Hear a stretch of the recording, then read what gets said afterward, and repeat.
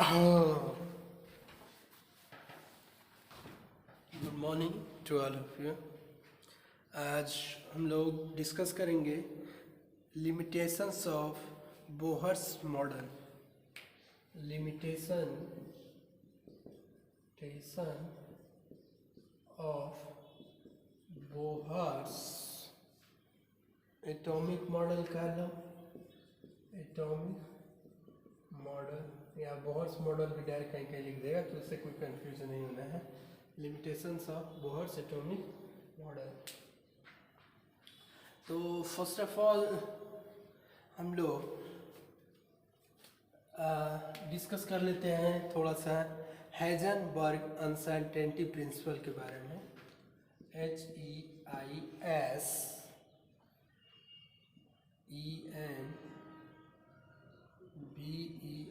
Heisenberg uncertainty principal.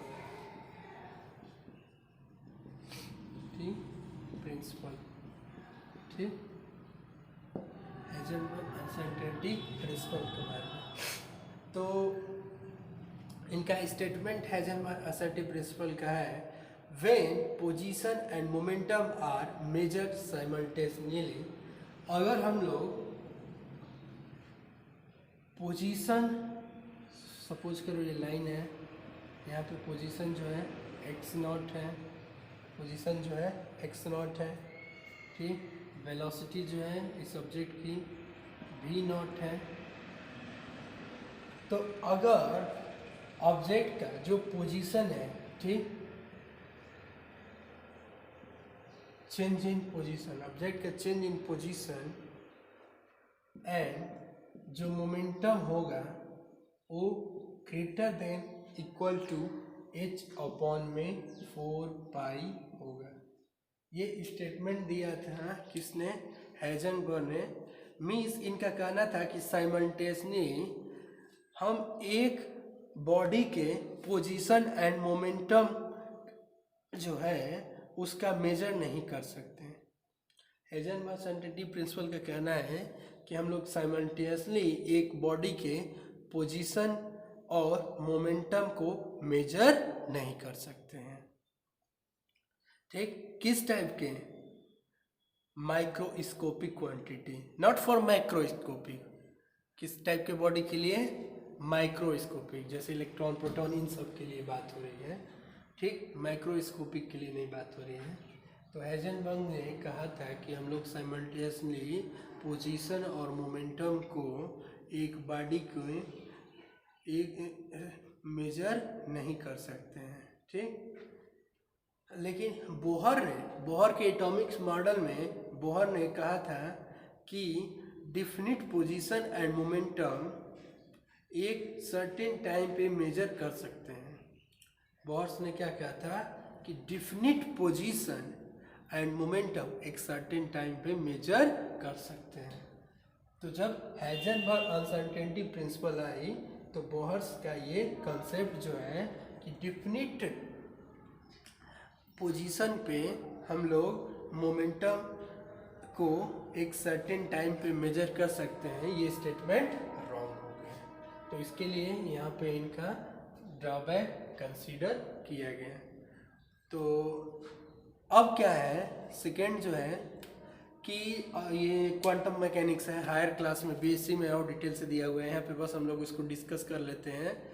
जीमन effect and Stark effect जो है, Zeeman effect और स्टार्क स्प्लिट, ये क्या है effect? Splitting of spectral line under influence of magnetic and electric field respectively. तो कोई जैसे अगर इलेक्ट्रॉन है, ये न्यूक्लियस है, यहाँ इलेक्ट्रॉन है, तो ये इलेक्ट्रॉन पे जो रिवॉल्व कर रहा है, मैग्नेटिक फील्ड का इफेक्ट, मैग्नेटिक फील्ड का जो इफेक्ट होगा वो जीमन इफेक्ट के अंदर आ जाता है, और जो इलेक्ट्रिक फील्ड का इफेक्ट है स्टार्क इफेक्ट के अंदर आता है। तो इन सब इफेक्ट के बारे में उन्होंने कोई डिस्कशन नहीं किया। और क्या नहीं किया इन्होंने? ड्यूल नेचर ऑफ इलेक्ट्रॉन के बारे में नहीं बताया। Dual nature of electron, dual nature of electron, electron के ड्यूल नेचर के बारे में नहीं डिस्कस किया। एंड अगर क्या हो कि मल्टीपल सिस्टम हो, ठीक, मल्टीपल इलेक्ट्रॉन सिस्टम हो, तो कोई स्पेक्ट्रम है तो उसमें एक से ज़्यादा अगर इलेक्ट्रॉन इन्वॉल्व हो रहे हैं, यानी मल्टी इलेक्ट्रॉन सिस्टम हो, यानी एक से ज़्यादा इलेक्ट्रॉन का अगर इफेक्ट देखना हो तो कैसे देखेंगे, इसके बारे में भी उन्होंने चर्चा नहीं किया। तो ये सब ज़्यादा जो टॉपिक है ये सब क्वांटम मैकेनिक्स बेसिक में पढ़ा जाता है। बस अब हमें क्या देना ध्यान, मेनली किसको लेकर के चलना है, बस एक याद कर लेना है, ड्यूल नेचर ऑफ इलेक्ट्रॉन और जीमन इफेक्ट और स्टार्क फील्ड, यानी मैग्नेटिक फील्ड और इलेक्ट्रिक फील्ड के इफेक्ट को। तो दो हुए, और तीसरा क्या हो गया, मल्टीपल इलेक्ट्रॉन सिस्टम। चौथा जो हमारा ले लेते हैं क्या है, Heisenberg unscientific principle. Heisenberg unscientific principle जो है बोहर्स मॉडल फॉलो नहीं करता। दैट्स रहने दीजिए, आज इतना ही।